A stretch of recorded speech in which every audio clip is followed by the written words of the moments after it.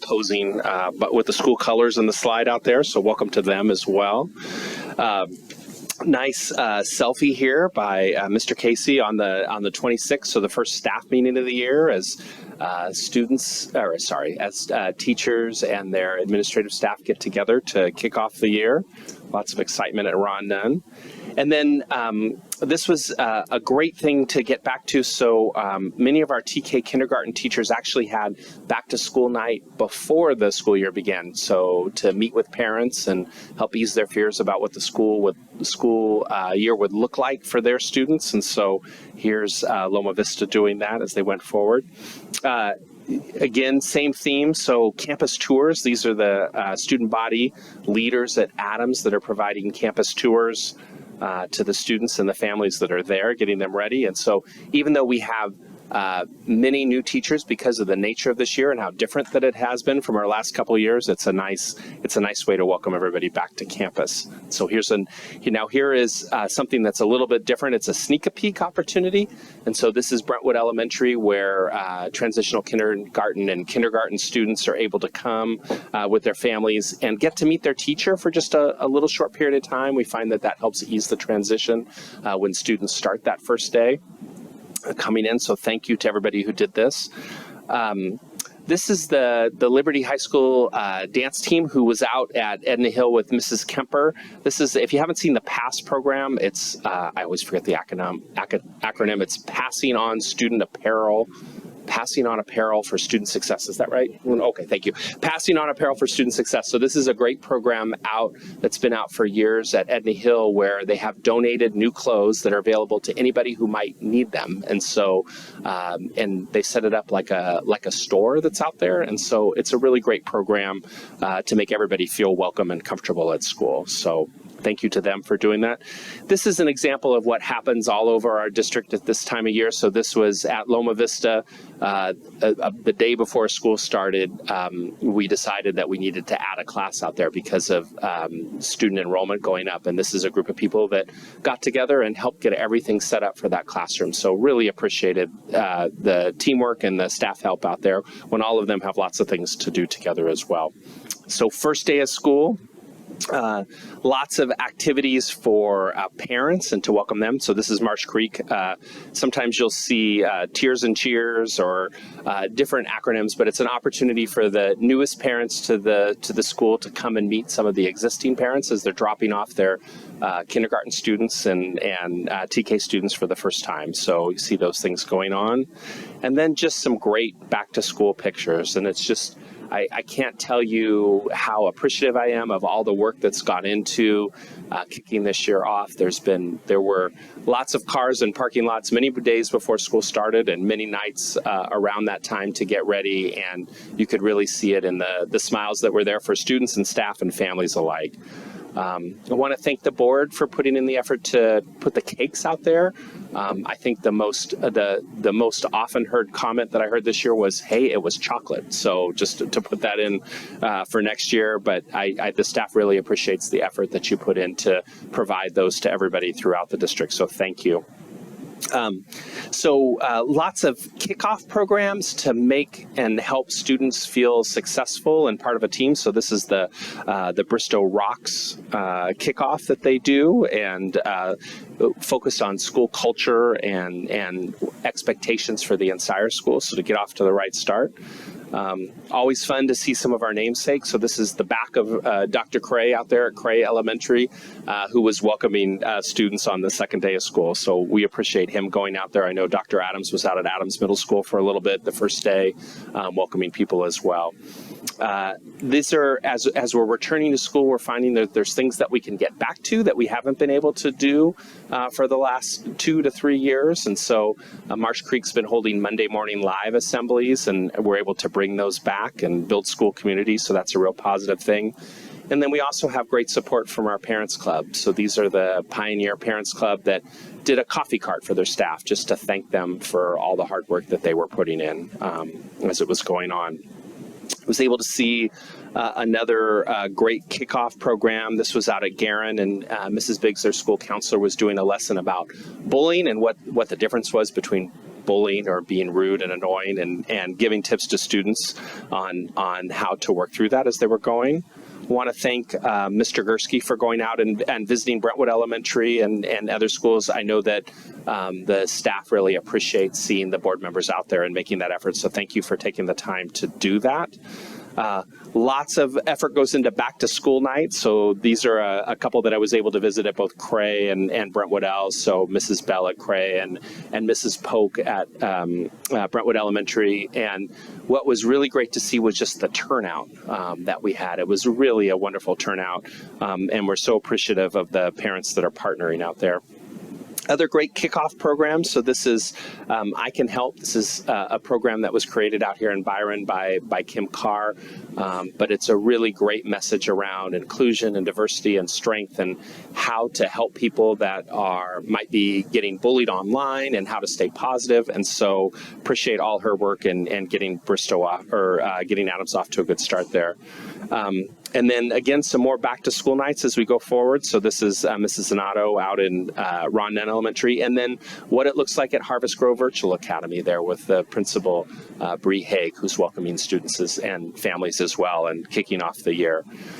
This is an exciting picture. This is, if you don't know this room, this is the last year you'll see it in this state. This is the drama room at Bristow.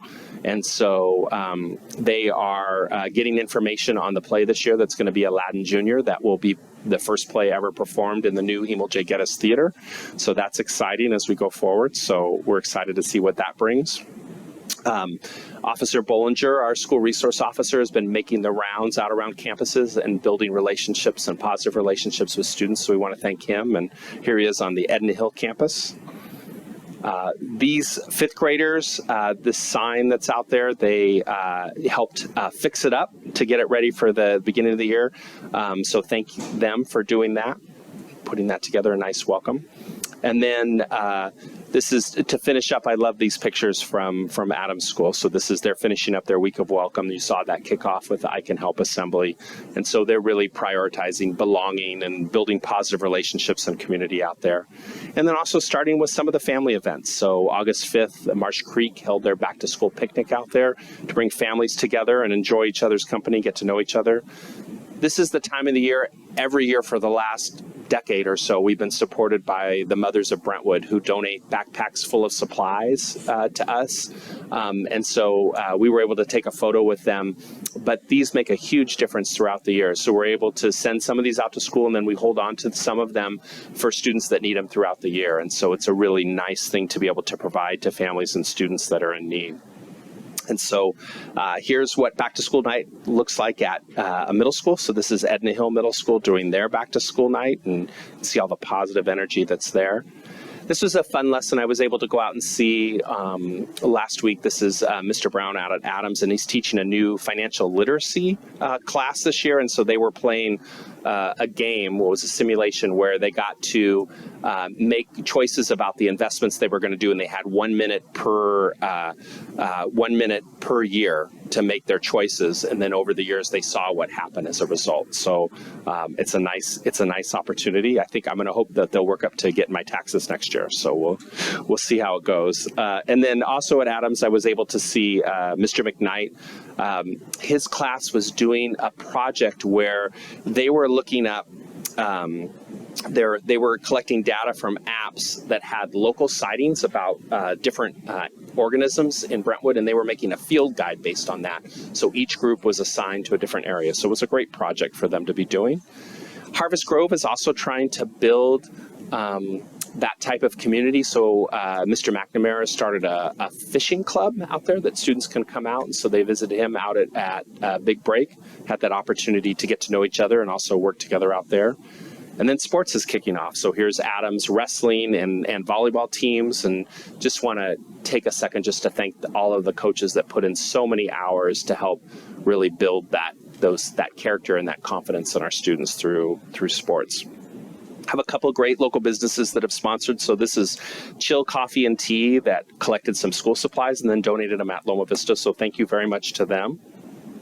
some more back to school nights. Here's Mary Casey Black and their back to school night. Ms. Barbosa, their counselor, out there greeting parents. And then here is a wonderful local organization, HSS, who donated school supplies as well. They're with Mrs. Job and brought a whole bunch of things that we can use. So thank you very much to them as well. And that is my report for this evening.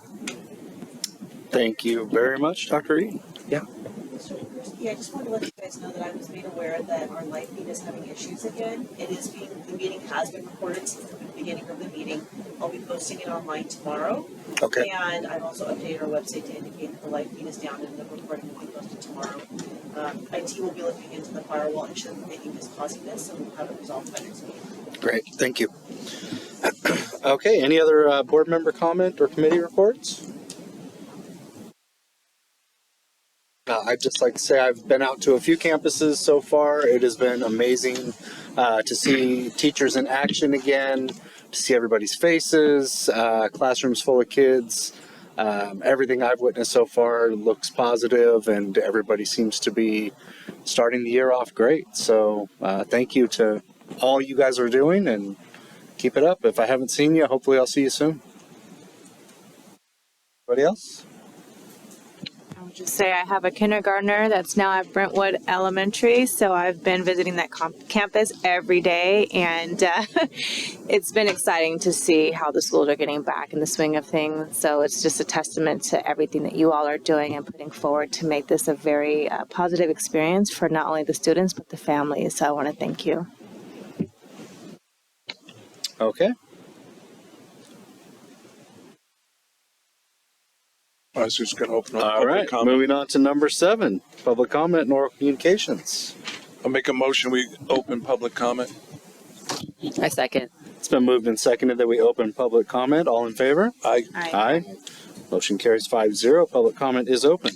At this time, the public is permitted to address the school board on items that are on the consent calendar, requests for future agenda items, and items that are not on the agenda.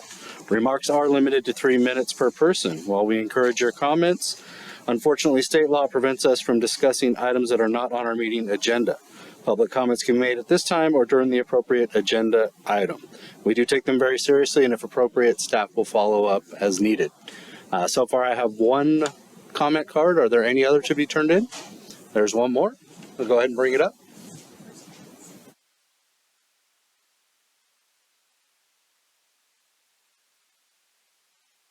All right, thank you. Well, while you're up, you can walk straight to the podium, and we'll start with Mike. Is that Kroger? Yeah. All right, Mike, welcome back. Thank you. Nope, I got my notes.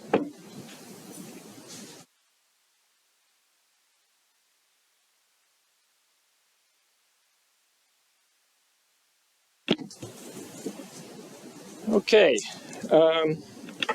Our children are growing up in a time of manufactured social upheaval and pervasive censorship in the materials being used for teaching. One result is that 2 million students have left the public school system for private schools and a traditional education. In the nonfiction section of the Brentwood Public Library, the bias towards race focus is outstanding. Most forward-facing and prominent books are either race topical, anti-conservative, or historically skewed. This is an example of passive censorship. We're also being manipulated by active censorship, and this flows down to what our children come to understand. Here is a partial list of what we are not allowed to say. Just, so you know that you don't get in trouble by saying it. America is a multicultural and multiracial success. Who are the white supremacists? Exactly.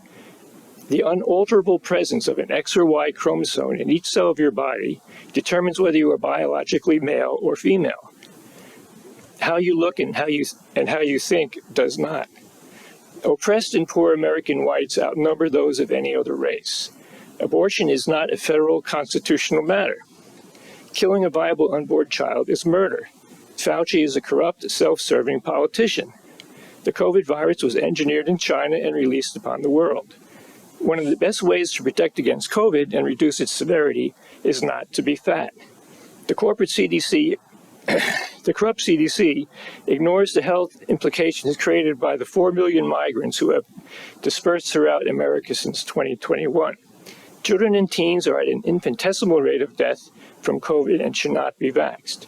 The COVID vax is the most lethal drug ever widely distributed. People boosted twice with the vax have a greater likelihood of contracting other illnesses because the vax weakens the body's immune system. Requiring voter identity is not racist. The southern border is not secure. The corrupt HDS ignores the 900,000 gotaways and the certainty of international terrorists having entered our country. DHS knows that China's source fentanyl is killing over 100,000 Americans per year and does nothing. To deflect the public nightmare of the political raid on Mar-a-Lago, the corrupt FBI just claimed a victory in recovering 121 children in a nationwide sex trafficking sting, ignoring the status of 30,000 plus unaccompanied migrant minors who were transported across the country to unknown locations and unknown people. This list could be an interesting tool. The center trolls be damned. Thank you. Thank you.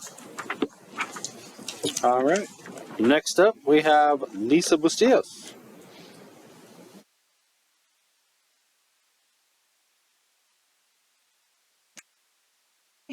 Hi. It's been a year now that I've been the president of the Brentwood Teachers Association. And about a year from now, I stood in front of you and talked about some of our goals about collaborating with the district leadership and really working on those things. And it is wonderful today to sit here and say that we've made really good movement in that we've worked together in many different ways with our district leadership. Our teachers have stepped up into different roles to really help our community. Everything that we do affects our community. We're unique because our teachers, for the most part, live in our community, which means our children go to the community or go to our schools. They're affected. Their friends are affected by what we do. Our small businesses are affected. Everything that we do is really impacted in this community by everything. So when we work together and we help each other do better, it brings a real positive aspect to everything that we do in our community. So I just wanted to come tonight and just thank you for our good movement forward and look forward to another positive year of working together and making even more movement and collaborating and having a good impact on everyone. Thank you. Any other speakers this evening? If not, I will take a motion to close. Move that we close public comment. I'll second it. It's been moved and seconded that we close public comment. All in favor? Aye. Aye. Motion carries 5-0. On an off note, the new T-shirts are nice. Very nice. Okay.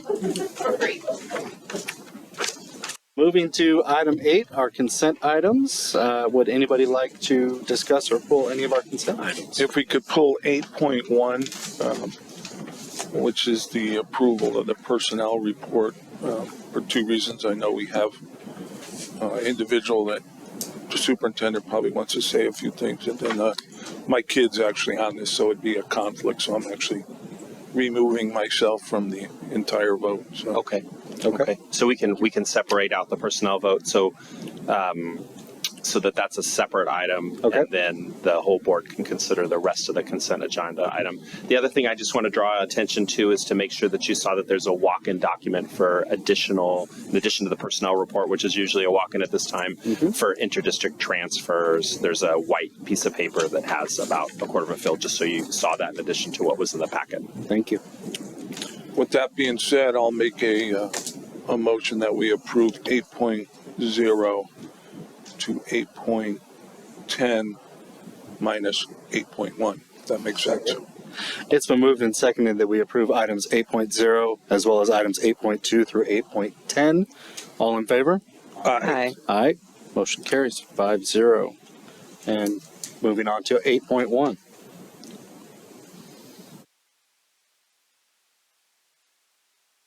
So this is just, you can do this. It's just the four of you will consider this item. Okay. And did you want to discuss any of those items prior or after? Yes, we can do that as well. So you ready to do that? Certainly. Okay.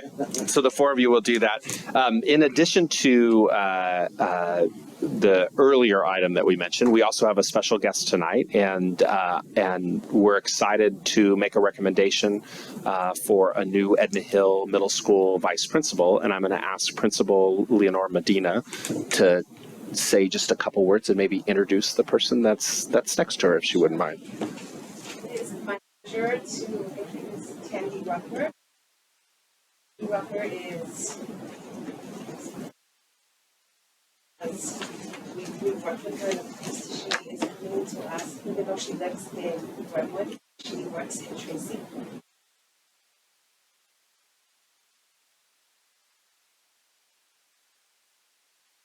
To welcome her as a new coach and as a part of the vice principal, she brings, we believe that she's going to be fit. And if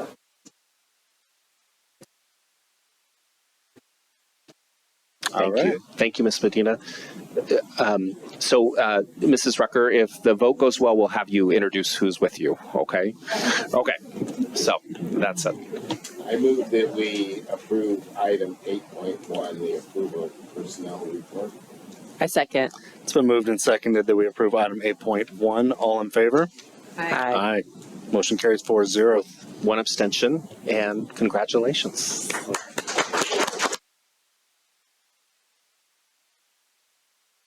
We start at like 7 tomorrow. So, would you like to introduce who you brought with you, your family? Yes.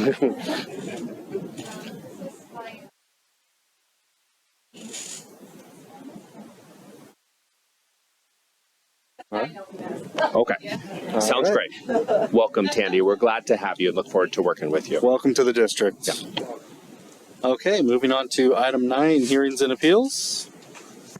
Good evening, Board. You have a hearing tonight that we need to open and close. This is the option for community or interested parties to make comments or provide input.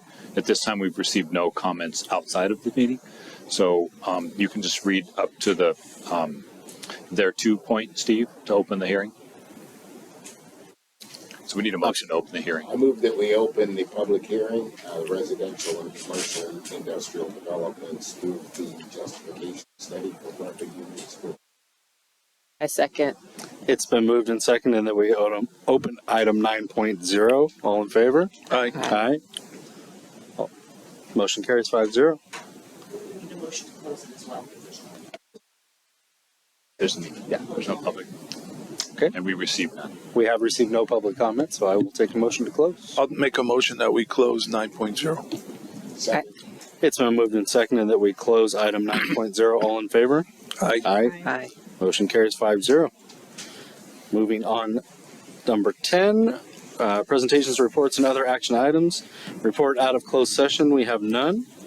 10.1, enrollment update. We have Mrs. Job is going to give the enrollment update.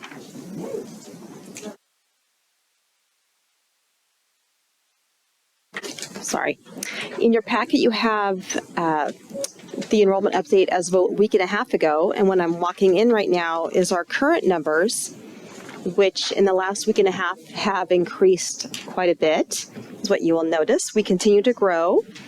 And you remember from when we last met that when we closed enrollment in June, we were at 9,118 students.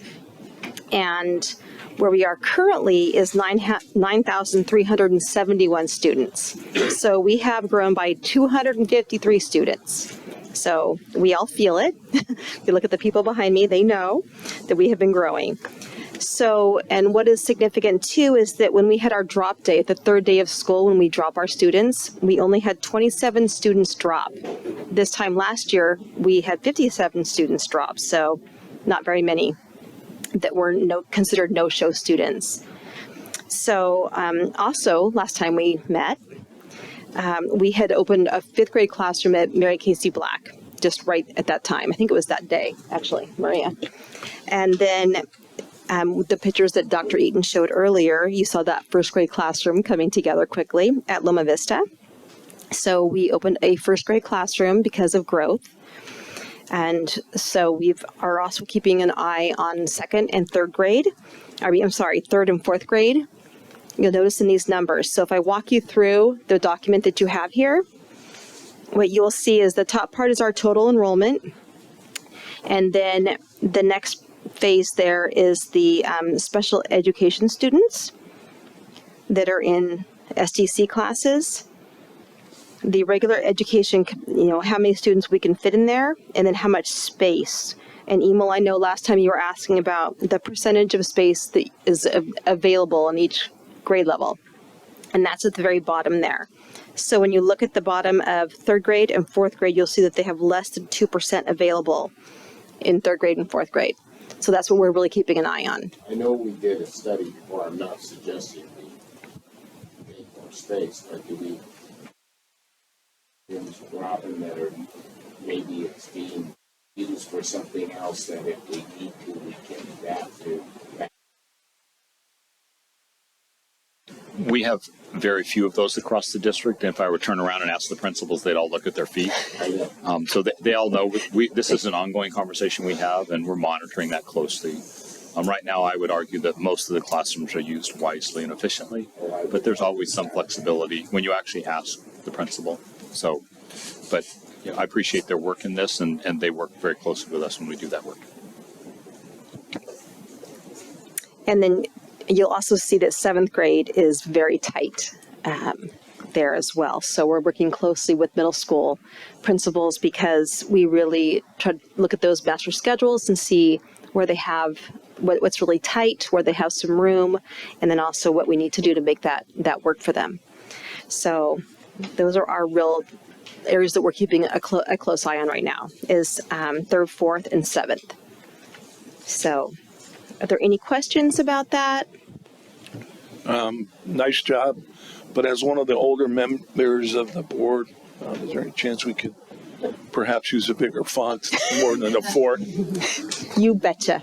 Whatever you'd like, Mr. 72 point for Mr. Dudek would That would work. be Yes. appreciated. Letters this big. Anything in the 10 to 14 range is cool, so we're good.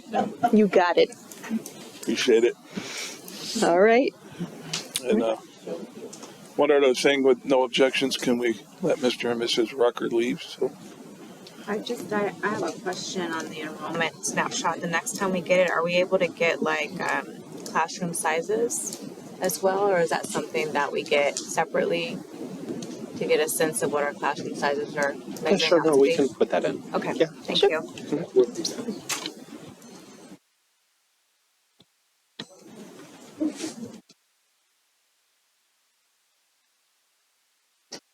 congratulations again. Hopefully he's taking you out to dinner.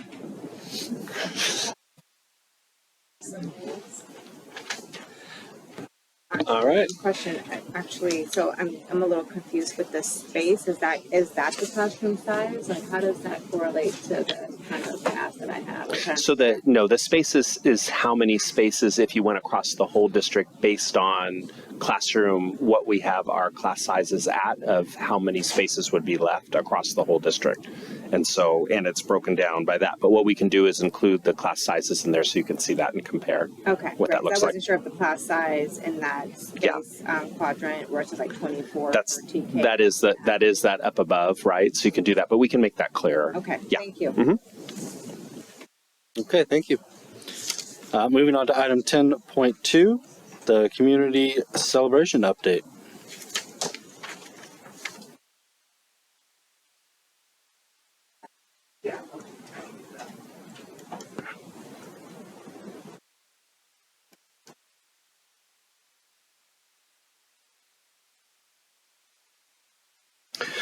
All right. Good evening, Board of Education. I'm happy to come and give you an update around our work around community celebrations. I know you know some of what we're doing here, and this will be just a quick update to give you some additional information. So the first thing I want to acknowledge is that we were calling these Heritage Months, and we changed them to community celebrations. We felt like that was a more appropriate title for the breadth of work that we're doing here in each month.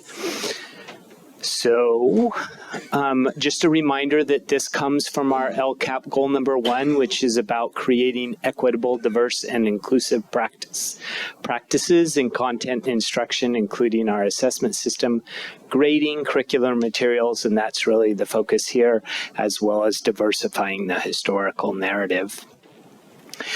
I think this was from the email that I sent out to sites about kicking this off, and I think it captures what we're trying to do with these community celebrations, so I'm just going to read it to you really quickly.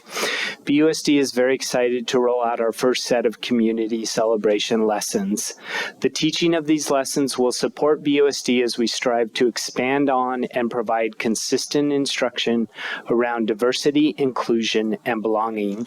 Our hope is that these lessons will better help students to see themselves in the classroom, as well as learn more about the culture and identity of others. The August lessons are focused on belonging and feeling included and set the stage for future community celebration lessons. So I also included in your packet an example of one of the lessons, which I know you've seen. This is what we put out for August. So there were a set of 12 different lessons. 4 lessons for TK 1st and 2nd, 4 lessons for 3rd through 5th, and 4 lessons through 6th through 8th. The expectation, it's a little hard to read up there in the top, but the expectation was that in elementary they teach as many of these lessons as they can, and they were required to teach lessons 1 and 4. In middle school, also teach as many as they could, required to teach lessons 1 and 2 in sequence because they build on each other. And we ask that they feel free to add to, but not take anything out of the lessons. Over time, we will develop enough lessons that that they're by grade level, but with only 2 staff members part-time working on this, we created them for grade spans to start the year out. This is our full calendar for the year, especially when you look down some of that list of communities, you'll see why it made more sense to call it community celebrations rather than heritage. And there's a couple of notes there I want to just highlight. One is that we started with identity and diversity because we felt like that really set the stage. There's typically not a month in August, a typical month recognized, so that was our focus. There's also not a month typically recognized in December, and we chose to focus on winter holidays. And then Pride Month is typically in June, but we're not typically here in June. So we put that in January where there isn't another month typically included. I want to note that at the elementary level, lessons are done whenever they want to throughout the day. At the middle school, they're done during advisory time. A couple of the things we also put out and are in the process of doing. So we provided some guidance for teachers about addressing student behaviors that may come up around some of the sensitive subjects that may be addressed, and how to address parent concerns around this as well. We are working actively with our site administrators to monitor and support this work. All of the lessons include something that could be displayed on like a bulletin board. So part of that is to be able to see this in the classrooms as well. We are in the process of building some voluntary after-school but paid learning opportunities for teachers so they can learn more about the lessons and build on what we've developed. And then we are in the process of continuing to develop these lessons. If you do the math with 10 grade levels, counting TK and K, and 10 months and 4 lessons a month, that pretty soon gets to 400 lessons, which is a lot for my staff. So that's part of the reason for building them by grade span, and then we'll roll them up and they won't repeat as well. It'd be good for me to acknowledge right now Emily Richards and Lindsay Fuller, who are doing the majority of the lesson development. And I want to let Dr. Eaton talk a little bit about some of the what we're doing to spread the word about these. This is directly off the website that Ms. Clevin put together, and so you want to talk a little bit about some of the other things we're doing to spread?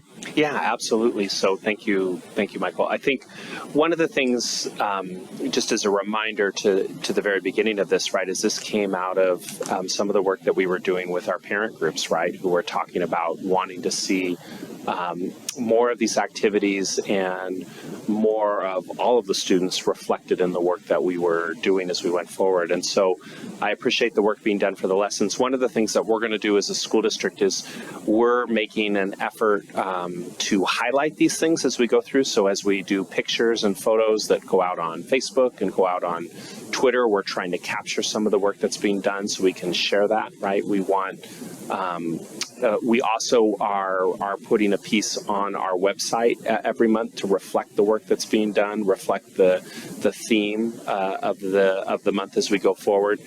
And then finally, we're going to be bringing proclamations to the board, right, that are model proclamations that celebrate those months as we go forward. So those will be the pieces that we're doing to try to get the word out.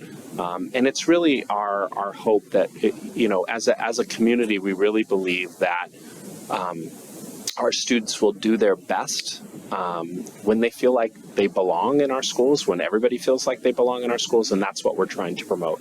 We're trying to be a place where everybody feels like they can belong and be their true self. And we know through research that when we do that, that students will also perform the best academically, not only feel better about themselves and better about their place in our school district, but perform better academically. So we're excited to kick this off, and there's a lot of work to do. I appreciate Michael's department taking it on. I appreciate all the work that's going into it from a teaching and a principal perspective to try to get these lessons kicked off, and we'll continue to work through it. So that's the end of my presentation. I will be back later in the year to give you an update, but are there any questions at this time? Michael, I know you addressed it as far as the meeting with the parents, and I'm unfortunately thinking ahead. Will they have some kind of a lesson plan or something that they can look at, or? So if we have any concerns, we'll sit down and show them what we're doing. We can certainly put some of this on the website so they can see. That's an option.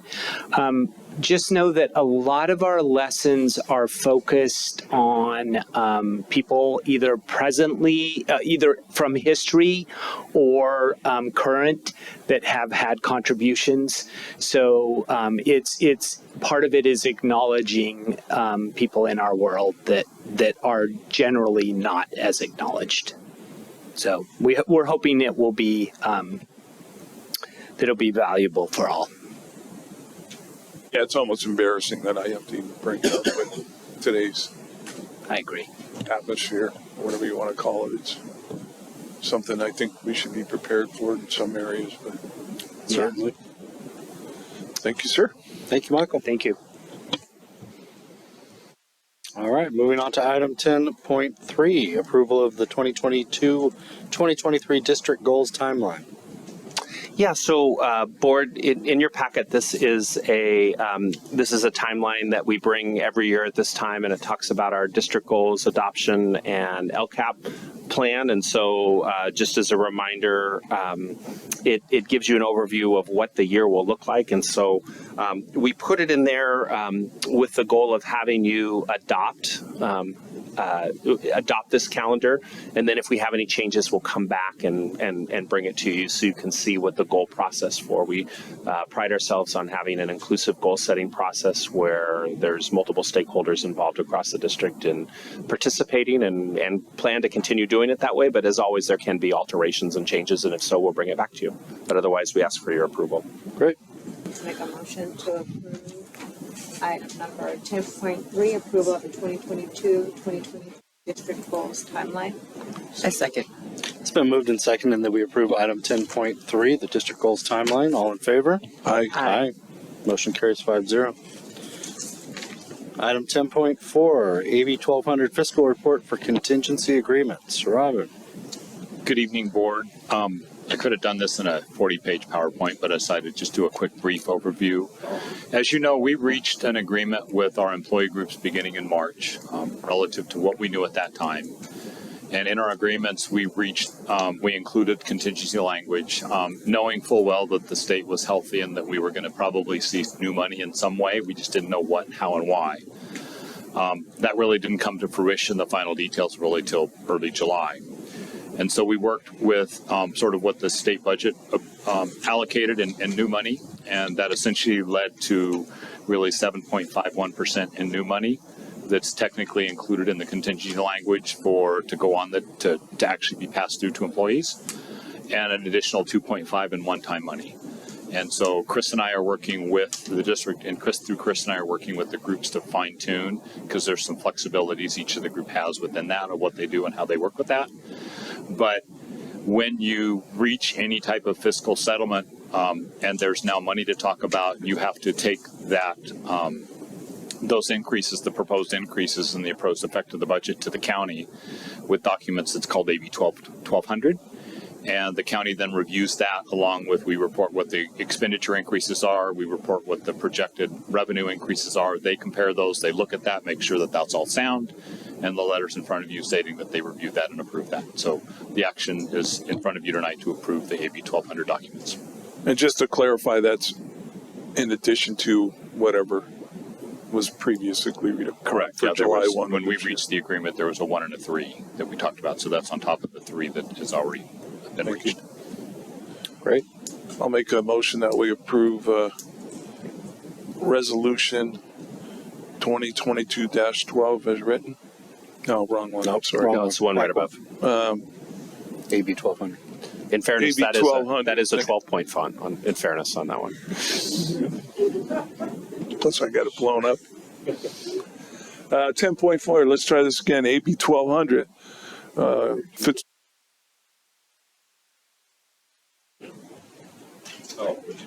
That is. Thank you, Emo. That is a typo. I missed that one.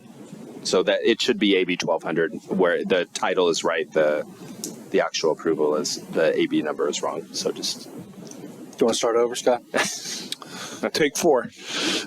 I'll make a motion that we approve item 10.4, AB 1200 fiscal report for contingency agreement. I second. It's been moved and seconded that we approve item 10.4, the fiscal report for contingency agreements. All in favor? Aye. Aye. Motion carries 5-0. Item 10.5, approval of resolution number 2022-12. Thank you, board. Again, we could spend, we received a presentation last time from KNN that sort of overviewed sort of the documentation behind this. In front of you tonight this is the resolution to actually approve the sale. Before I get to that, and I just want to take a moment to thank actually a lot of people, because there's a huge team behind this. The first is KNN, who is our fiscal advisors, and Daniela Rudas hiding back in the back of the room back there. They're the ones that really hold all the pieces together. RBC Financial is back here, represented by Christian Gare. And they're our underwriters, so that's the firm that actually takes the final documents and actually takes them to market and sells the bonds for us. That's like a 5-word explanation of about a 500-word definition of what they really do to start with. And lastly, and probably importantly, is Oric. And I have Don Field on the phone if we have questions. I told them that we may not, but you never know. And they're the bond counsel. So they're the firm on behalf of us that actually puts together all of the documents, all the financial pieces. They work with RBC and KNN, and all those documents come together, and that'll be something that happens over the next 2 or 3 weeks. And then it goes out there, and I'll be keeping you as the board updated with information pertinent to what's going on and timelines. And we'll probably do an update at some point when we actually see the projected date of sale and walk through that. And Stephen Emil, of course, as details come up that we need to know about there. But the resolution in front of you tonight is to approve a sale of $50 million in bonds, which essentially will support the completion of the school, of our 13th school. So be glad to answer any questions. We have staff from all 3 firms available. And they're here, one, for me to recognize them and the team, but two, just in case there's any questions. But you've been provided a lot of information. We've covered this before. So again, happy to answer any questions, but the resolution is in front of you tonight. I don't have any questions, but I would like to thank you all for your hard work and diligence on this, and appreciate it very much. Thank you. Yeah, I would like to do the same, and with the changing API and stuff, it'll be interesting to follow what happens with these bonds, and because it's changing time.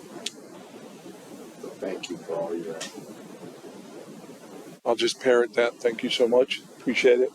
And you said 50 million? Is that what you said? Mm-hmm. Okay. At this time, we will take a motion to approve if somebody would like to do so. Make a motion that we approve 2022 cash flow. Second. It's been moved and seconded that we approve item 10.5, the resolution number 2022-12. All in favor? Aye. Aye. Aye. Motion carries 5-0. Thank you. Moving on to item 10.6, resolution number 2022-13. Yes, thank you.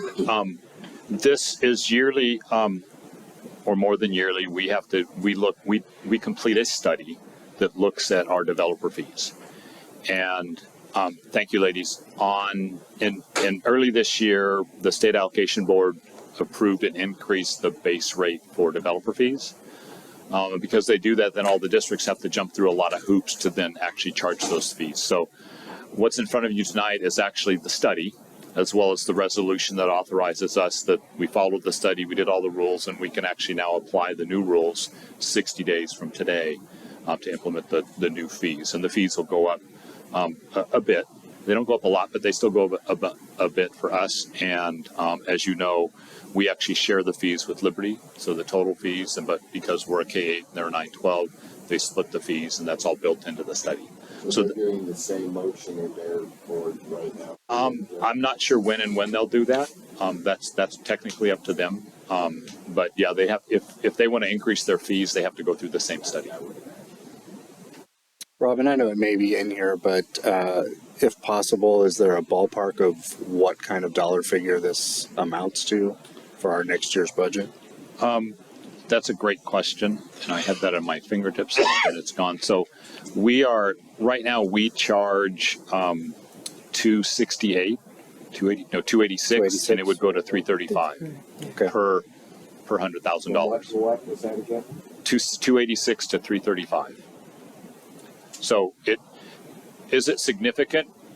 On the small term, no, but on the large term, it might mean $400,000 over a year. But again, let me pull that information together. I can give out that projection after. Appreciate it. Thank you, Rob. And the industrial commercial is much lower, right? Right. We get 70% of 0.78, so it's like a 2% increase over what we currently do, but it's still an increase. And this is for houses that haven't been built yet, or Any new development. So it could be a remodel. If the permits have already been pulled, they get the old fee. No, it actually depends on when they actually turn the permit request into us. Okay. So I have several developers that are checking, so I know that we'll see not a glut, but we'll see an increase in sort of the number of permits over the next 2 months prior to the cutoff. But they can't turn a permit into us unless they have a building permit turned into the city. Right. So they just can't bank them. They actually have to have the building permits released by the city for them to turn it into us. Okay. Thank you. Thank you, Rob. And this is an action item. I'll make a motion that we approve resolution 2022-13. Second. It's been moved and seconded that we approve item 10.6, resolution 2022-13. All in favor? Aye. Motion carries 5-0. Item 10.7, authorization to enter agreement with Spur, Constellation Energy. That would be me again. And quickly on this one is I've come before you about yearly where we renew our Constellation contract, where we get to do year to year. And in that we set whether it's fixed rate or variable rates. I'm not going to go into that tonight. Constellation Energy has changed their requirements that they want the people that use their services to actually commit to a long-term contract in today's environment, I understand that, and the people that advise us from Spur do that. We looked really quickly at whether we actually wanted to look at other vendors that did the same thing, and it didn't cost or save us any money. And it would have required that we had to do an RFQ and go through a whole formal process. So the advice they gave me, and he tested the market, is no, we're safe to stay with Constellation. Okay. So what you're doing tonight is authorizing the superintendent or his designee to sign the extended contract with Constellation, and then I'll work with Steve and Emil, and we'll do the renewal rates as we go, as we see fit, based on what's going on in the market. And we can do that as often as monthly. It's not what I want to do, but we could do it. We've done it yearly in the past, and we've done it 6 months and 6 months in the past. And really, it's watching the market. If the market changes, we can take advantage of the market. Okay. So it's not a fixed kilowatt. No, when we set the rates, it is a fixed. But what'll happen is when the meter turns over, if we're 50-50, if the market changed, the new rates will be, but it's a fixed rate. And if the market didn't change, then that's why we have the fixed and the variable. It helps us in both ways. Yeah, that's the advantage. Right. But it's a flat rate, whatever it is for the month. Okay, good. Okay, you lost me on that one. Can you try again?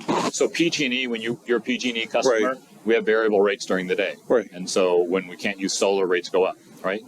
So with Constellation, whatever the rates are that they have, it's a fixed rate. Now, if it's $15, let's say it's 15 cents a kilowatt hour this month, it might go to 17 kilowatts an hour next month. If we have a fixed rate, we stay at 15, but the variable rate would go up to 17, but then it's flat all day long for the month. Okay. If the rate goes down to 13 the following month, we still have 50% of 15, but now we take advantage of the market. If it goes way up, our fixed rate keeps us sane, and that makes sense. So so we're fixed, and if it goes down, we benefit. If it goes up, we're good because we're at fixed. That's exactly okay. true. Now, do we have any kind of report as to what we have saved in the past using this versus being with PG&E? And we get the same PG&E repair benefits too, right? Sort of. What I would say is yes, we have the data. The catch is we've added classrooms, and we've turned our HVC on full time. We have Chromebooks in every classroom. So there's our business is different. What I would look at is our rates, how we compare the rates. If we are PG&E, the rate would be higher, and we have solar, so that cuts the rate. So it's a mixed bag.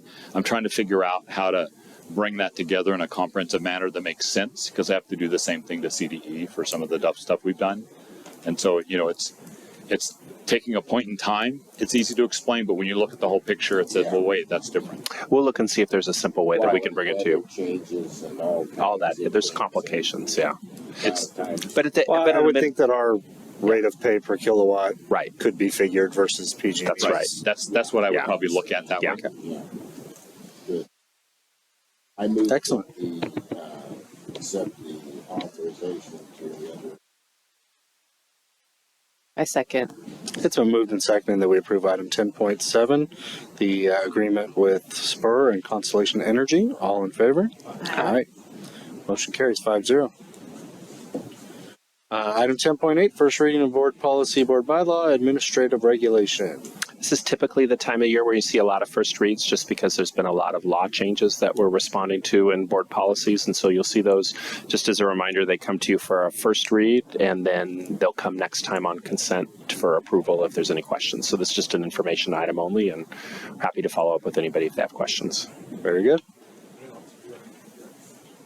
No action on that.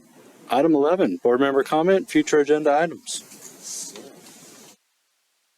If there are none, I believe I can announce that our next regular board meeting will be held on September 14th, 2022 at 6 p.m. And we are adjourned. Thank you, everybody. Everybody, good night.